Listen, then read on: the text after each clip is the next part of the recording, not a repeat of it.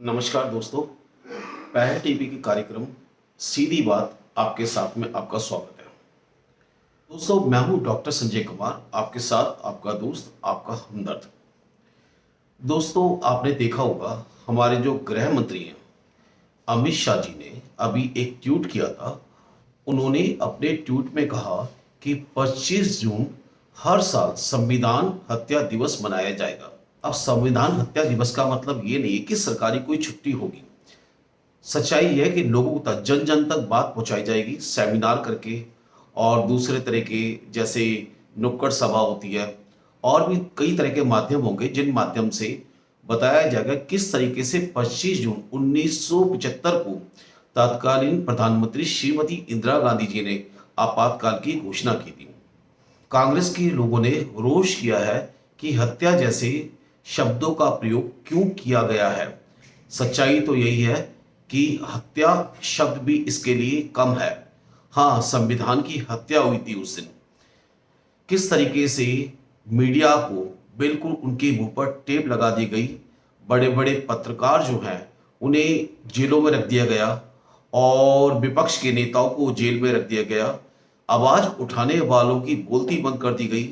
और यही नहीं, जो आम जनता है उनके भी जो फंडामेंटल राइट्स हैं उनको भी सस्पेंड कर दिया गया, कुछ समय के लिए वायलेट कर दिया गया। ये एक बहुत बड़ा कलंक था भारतीय इतिहास के अंदर, जिसे हमें मानना होगा।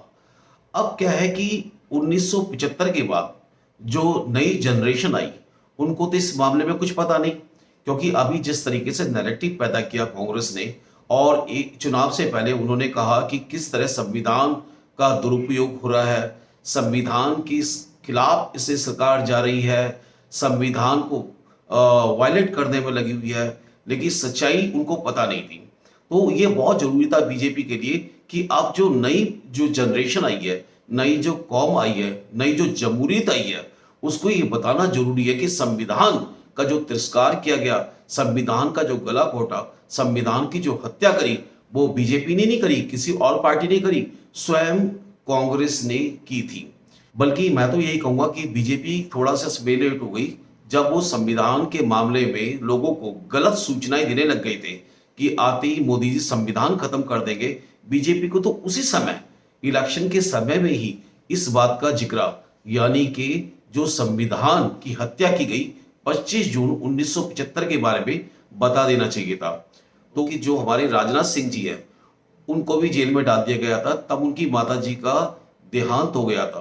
तो उन्होंने कहा इस बात के लिए कि मुझे उनका जो क्रियाक्रम होता है उसको करने की इजाजत दी जाए, कुछ देर की, घंटे 2 घंटे की मोहलत दी जाए।